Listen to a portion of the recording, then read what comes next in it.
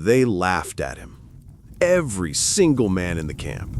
To them, he was just a tinkerer with grease-stained hands, a kid who didn't know when to quit. But in the summer of 1944, somewhere in the shattered fields of France, that same man would build something that kept an American tank alive when every other one was burning. His name was William Harper.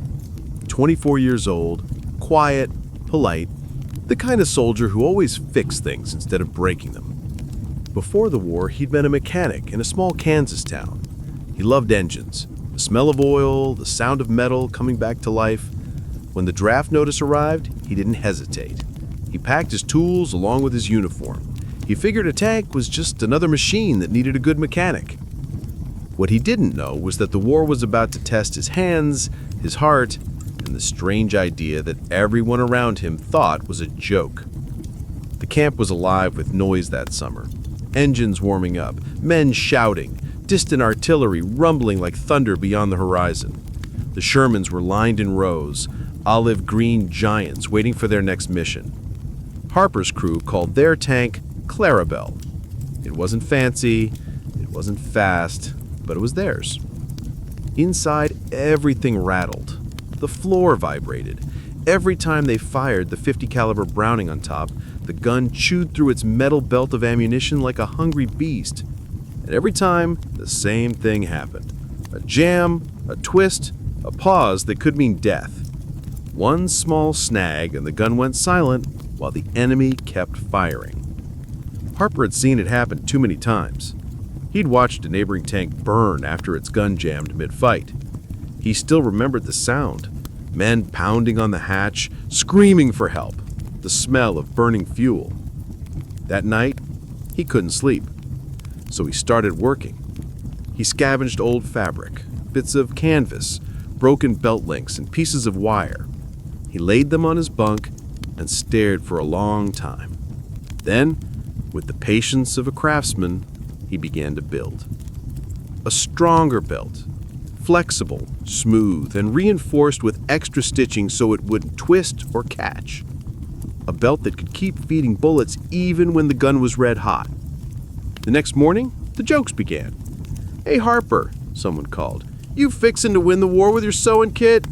Another yelled, "Maybe he's making us new pants." Laughter filled the barracks. Harper didn't answer. He just kept working.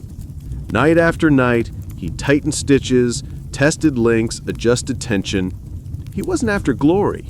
He was after reliability. The one thing machines and men both needed to survive. By late July, the battlefield around Normandy looked like another planet. Smoke hung over ruined villages. Burnt tanks dotted the fields like metal corpses. The Allies were pushing hard toward the town of Saint-Lô, but German resistance was fierce. Every hedgerow hit a gun. Every road was mined. Orders came down. Harper's crew would lead a small armored column at dawn. Sergeant Miller, their commander, was a hard man. Good soldier, little patience for experiments. When Harper tried to explain his homemade belt, Miller shook his head. "Not in my tank, Private. We stick with standard issue." Harper nodded, but inside he was already decided. He wrapped his invention in a cloth and tucked it under his seat, just in case. That night he sat outside the tank under the dim light of a lantern. The others smoked and joked, pretending not to notice him, but he could feel their eyes. They thought he was wasting time. Maybe he was. Maybe he was crazy. But the sound of that burning tank still echoed in his ears. He couldn't let it happen again. Dawn came gray and cold. Engines roared to life. Tracks crushed gravel and mud as the Shermans rolled out of camp. The smell of fuel filled the air. Harper took his place beside the gunner, checking the weapon one last time. He felt the metal tremble beneath his hands.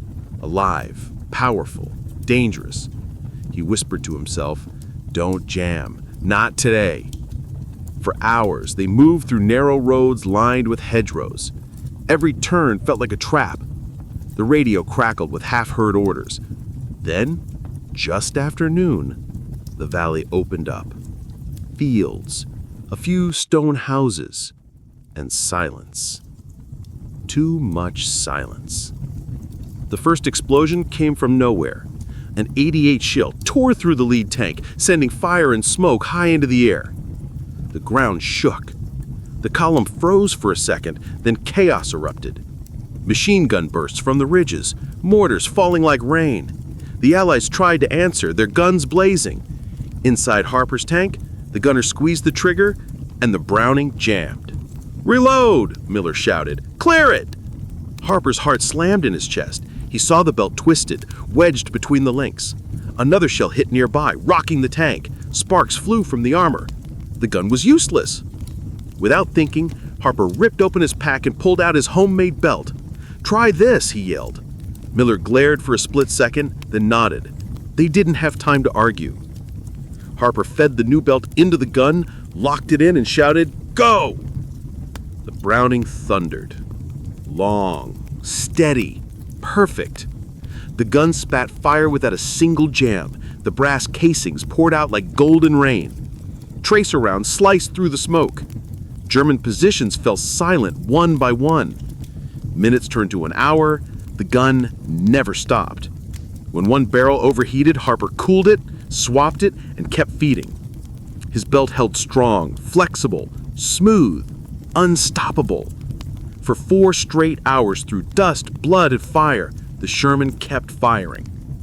By the time the sun dipped low, the valley was quiet again. The ambush had failed. Of the 5 tanks that entered, only 2 were still moving. Harper's was one of them. The armor was scarred, the paint burned, but the gun still gleamed. Harper climbed out, his face black with soot, his hands trembling. Around him, soldiers stared. The same men who had laughed at his invention now stood speechless. Sergeant Miller walked over slowly, helmet dented, uniform torn. He looked at the belt hanging from the gun. Still intact, still ready. "What the hell did you build, Harper?" he asked quietly. Harper looked at the belt, then at the horizon where the smoke still rose. "Something that works when it needs to." No one laughed this time. They just nodded, because they all knew that if that gun had jammed again, none of them would be standing there. That night, while the medics tended the wounded and the sky glowed with distant fires, Harper sat alone beside the tank. He held the belt in his hands, running his fingers over the stitching.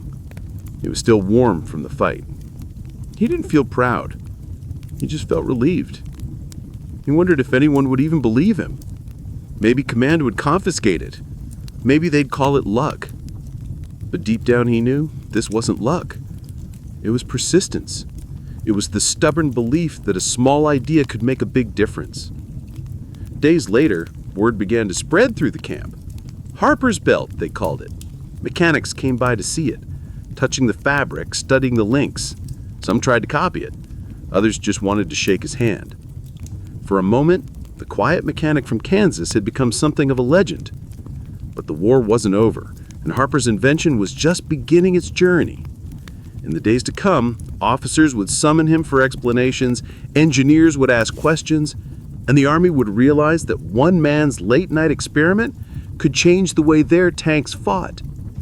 For now, though, the camp was still. The sky was a dull gray. The sound of distant artillery rolled like thunder. Harper leaned against the Sherman and closed his eyes. He could still hear the gun, feel the rhythm, the endless chain of bullets feeding through his belt. 4 hours without a single jam. 4 hours that turned laughter into respect. They had mocked him. They'd called him crazy. But when the bullets started flying and the smoke filled the air, his so-called homemade ammo belt had done what none of theirs could. It had kept the Sherman alive. It had kept them alive. And that, Harper thought, was enough. When dawn broke over the battered valley, the smell of burned steel and wet earth hung heavy in the air. The battle was over, but its echoes lingered in the hollow thud of boots and the low murmur of medics tending the wounded. Among the wrecked machines stood one Sherman tank that had refused to die. On its turret sat a man quietly wiping soot from his glasses, William Harper. The day before, they had laughed at him.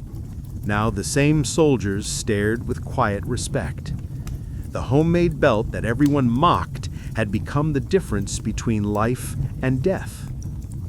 Word of the event spread quickly. Stories in war travel faster than bullets.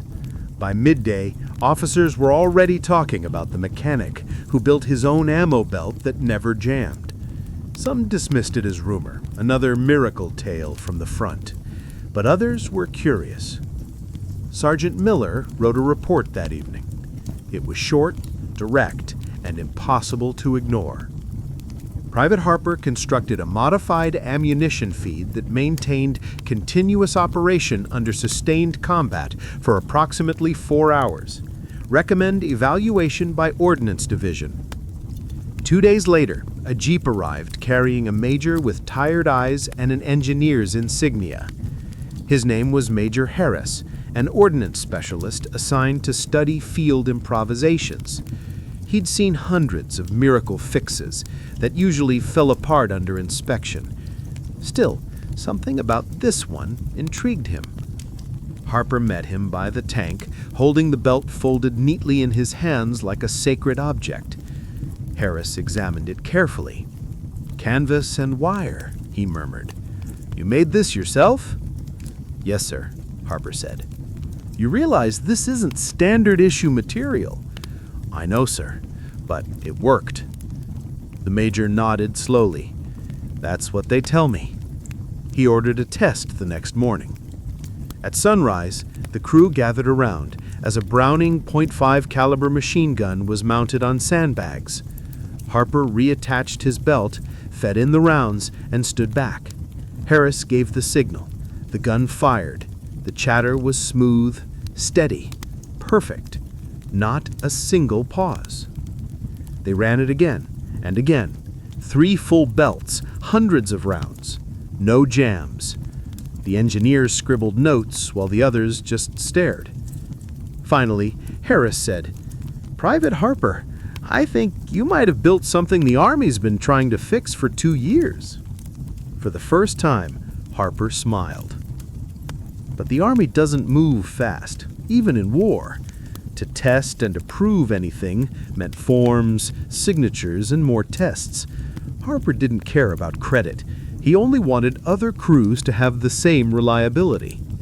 Within a week, he was transferred to an ordnance workshop behind the lines, not as punishment, but for research. There, surrounded by tables of tools and crates of ammunition, he became something rare, a soldier and an inventor. He worked long hours beside Army engineers, explaining his design in plain language. He told them, "It's all about flexibility. The metal links are too stiff. The feed jams when it gets dirty. You need give, just enough to move, not enough to break." The engineers nodded, taking notes, sketching diagrams. They improved the stitching, standardized the materials, and began producing test models. Each night, Harper returned to his bunk exhausted but satisfied. For the first time since leaving Kansas, he felt like himself again, a mechanic solving problems, not just surviving them. Back at the front, Miller and the others fought on. They sent letters telling him how quiet it felt without him in the tank, how they missed his steady hands. In reply, Harper wrote short notes, careful not to reveal details. "Working on something useful," he'd say. "Keep that tank running for me." By August, the Allies were pushing through France faster than anyone expected. New towns fell every week. Supplies were stretched thin. The ordnance team began shipping Harper's modified belts in small batches for field testing. Reports came back glowing. No stoppages, sustained fire unmatched by standard issue. Harris called him into his office one evening. "Son, you realize what this means. Your design could be the foundation for our next generation feed system." Harper shook his head slowly. "I just wanted it to work, sir. That's all." The major smiled. "That's exactly why it works." Yet not everyone was pleased. Some officers disliked the idea of a private soldier improving official equipment. They worried about discipline, about precedent. If every soldier started tinkering, what chaos might follow? One colonel visited the workshop and told Harper flatly, "Innovation belongs in factories, not foxholes." Harper replied quietly, "With respect, sir, the foxhole is where we find out what really breaks." The colonel left without a word. As summer faded, Harper's belts began appearing on more Shermans. Crews called them Harper feeds. Some scrawled the name in chalk across their turrets for luck. In letters home, gunners wrote about how the new belts saved time, lives, and nerves. But Harper wasn't chasing recognition. He spent his nights adjusting blueprints, testing new materials, trying to make the belt even lighter. He dreamed of a version that could be mass-produced, something simple enough that any soldier could repair in the field. One afternoon, Harris handed him an envelope. He said, "Orders. You're being rotated back to the front lines. They want you with your crew again. You've done your part here." Harper hesitated. He'd grown used to the workshop, the smell of ink and oil instead of blood. But he missed his friends, his tank, the rhythm of the battlefield. He packed his things and saluted. "Thank you, sir." When he returned to Miller's unit, the reunion was loud and messy. The men cheered, clapped his back, and pointed to the new belts on their guns.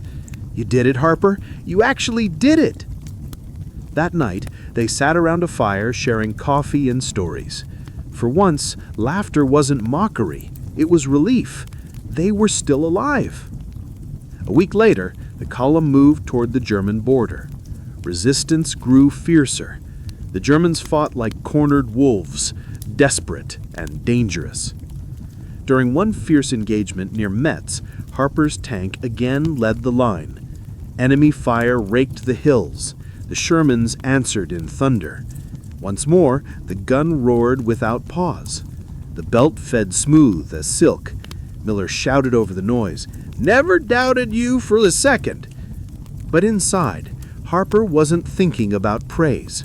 He was thinking about the hundreds of crews behind them using the same design, each one relying on something he'd built with his own hands.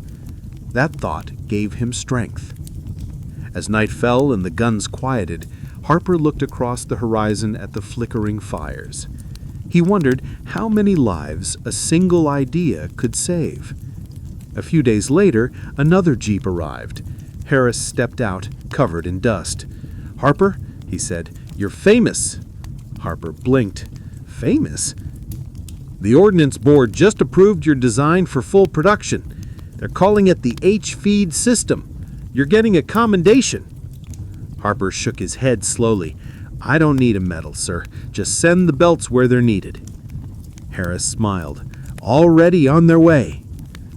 For the next several months, factories back in England began producing the improved belts using Harper's design. They were shipped by the thousands to tank crews across Europe. Reports came in of fewer jams, higher firing rates, greater survival chances.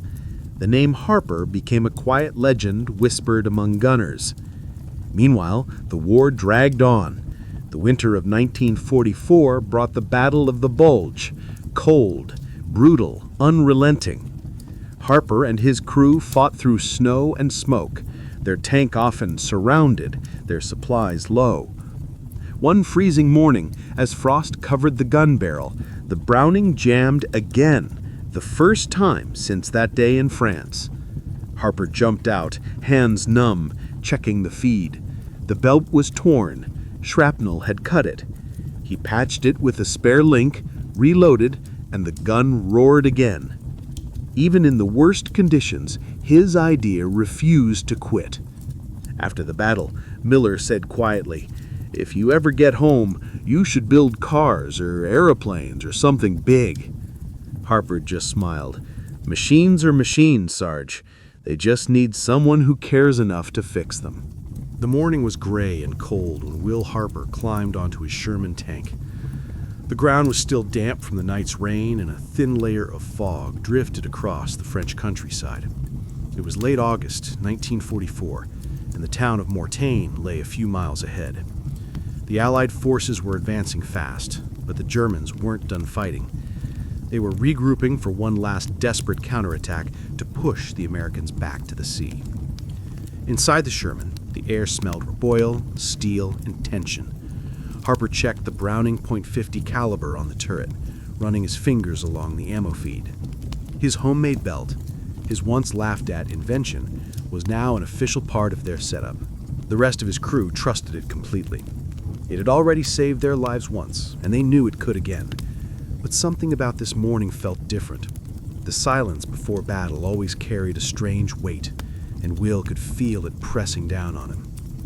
Sergeant Miller's voice came through the intercom. "Stay alert, boys. Recon says they're moving armor up ahead.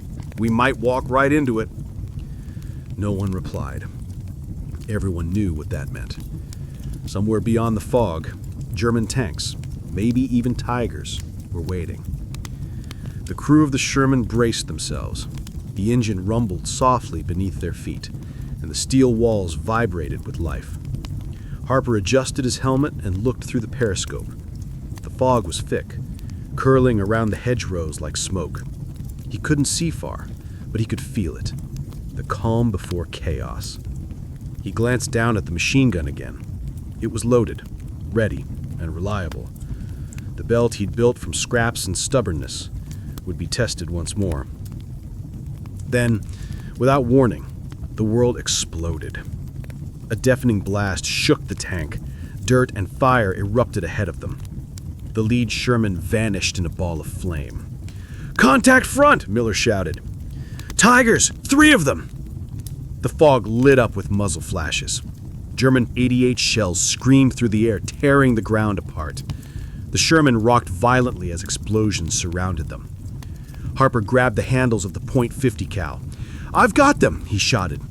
Tracer rounds cut through the fog, glowing red as they slammed into enemy positions. The tank's main gun fired, the recoil thundering through their bones. But the Germans were ready.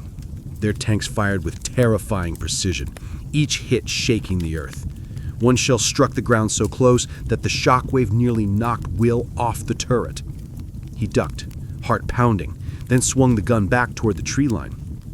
German infantry were advancing, dark shapes moving fast through the smoke. "Infantry right flank!" he yelled. The machine gun roared to life. The homemade belt fed perfectly, smooth and relentless. Every round spat from the barrel without a single jam. The belt worked exactly as he'd hoped. Even as dust, dirt, and gunpowder filled the air, the feed stayed clean. The weapon fired longer, faster, and smoother than any standard issue setup. Inside the tank, Private Lewis shouted over the noise, "Keep it up, Harper! Don't stop!" Harper didn't answer. He couldn't. His ears were ringing and his body was trembling from the vibration of the gun. The only thing that mattered was keeping it firing. The battle raged for hours. The Germans attacked from every direction, tanks, mortars, and waves of infantry. The valley around Mortain became a nightmare of smoke, fire, and chaos. Sherman after Sherman went down, burning in the fields. But Harper's tank held its ground. The machine gun never jammed, never faltered.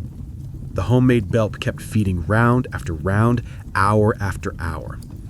4 hours of this? Lewis muttered. 4 damn hours! Will didn't hear him.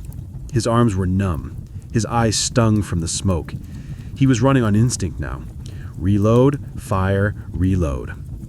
Every time he thought the enemy had fallen back, another attack began. At one point, a German Tiger emerged through the fog barely 100 yards away. Its cannon turned directly toward them. "Tiger! 12 o'clock!" Miller shouted. Will's stomach dropped. He swung the Browning toward it and opened fire. The bullet sparked against the Tiger's armor, useless against the thick steel, but enough to blind its vision ports. The Tiger's gun flashed. A deafening boom, and the shell slammed into the ground just short of the Sherman. Dirt rained down like hail. Will didn't stop firing. The machine gun screamed, the barrel glowing red. The belt kept sliding through, hot and smoking. Then another Sherman from behind lined up a perfect shot. Its shell struck the Tiger's side and blew it apart in a burst of fire. The explosion lit up the valley. The crew cheered for a brief second, but there was no time to celebrate. More enemy soldiers were moving in. The air was filled with the smell of burning fuel and cordine. Inside the tank, the radio crackled with static. "Hold position! Reinforcements inbound!"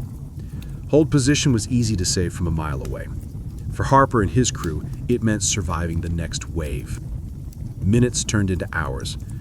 Every man inside that steel box fought exhaustion, fear, and the deafening sound of war. Harper's hands were blistered, his shoulders ached, but the gun kept firing. The belt didn't jam once, not once. When the last German gun fell silent, the valley was unrecognizable. Smoke drifted through the air.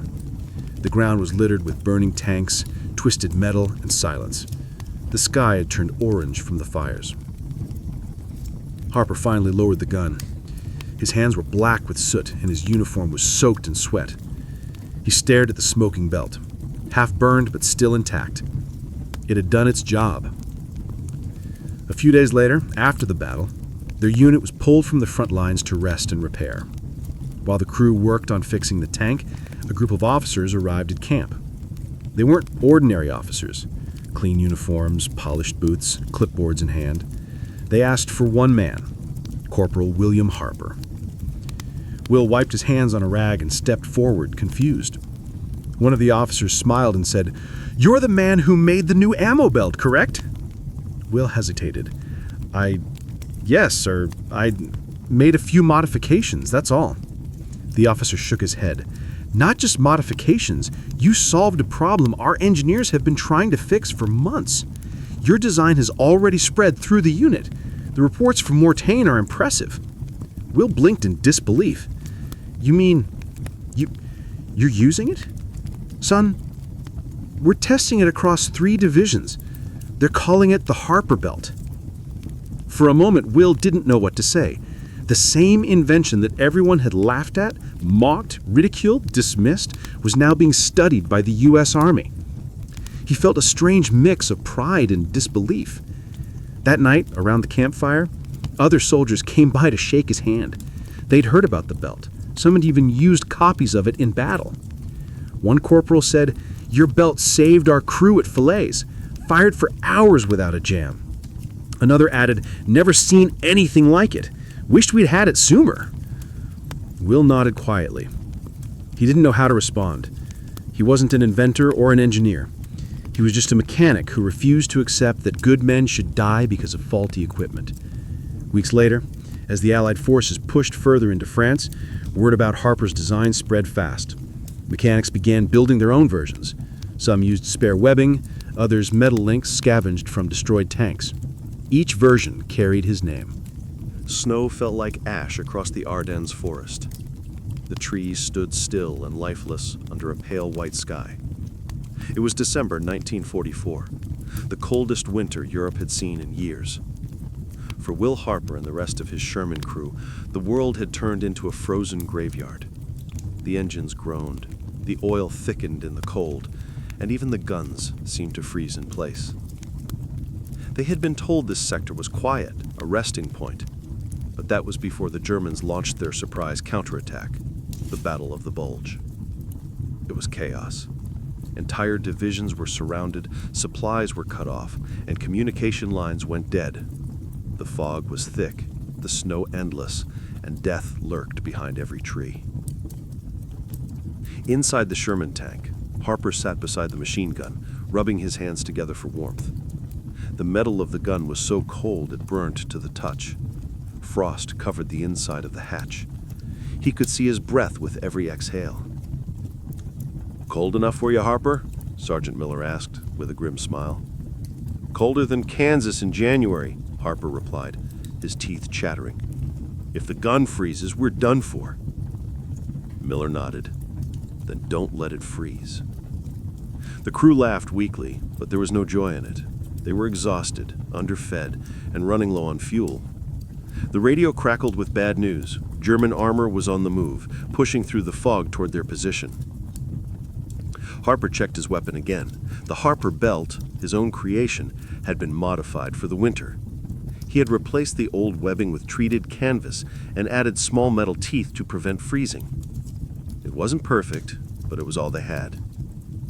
Outside, the sound of engines rumbled through the forest. "Enemy armor approaching!" someone shouted over the radio. Miller climbed into the turret. "Get ready. We hold this road, or we die trying." The Sherman's engine roared to life, sending up a cloud of smoke. The crew loaded shells, checked sights, and braced themselves. Harper positioned the .5 cal and locked the belt into place. His fingers were stiff from the cold, but his mind was sharp. Then, the first shot came. A German tank fired from somewhere in the woods.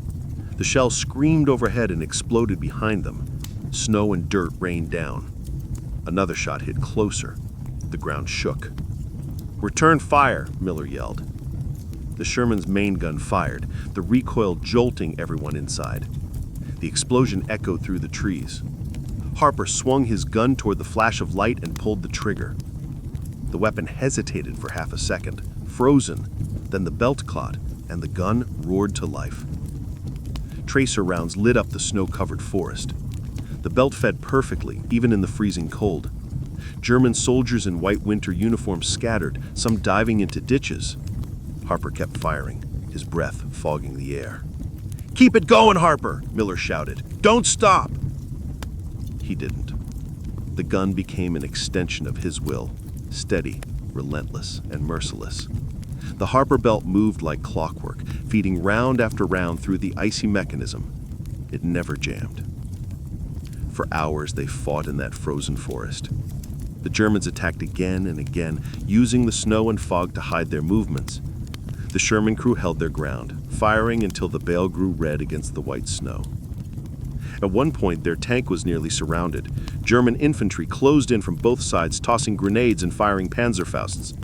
The explosions shook the ground. The tank rocked violently, but it held together.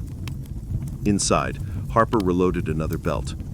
His hands were numb, his gloves torn, but he didn't stop.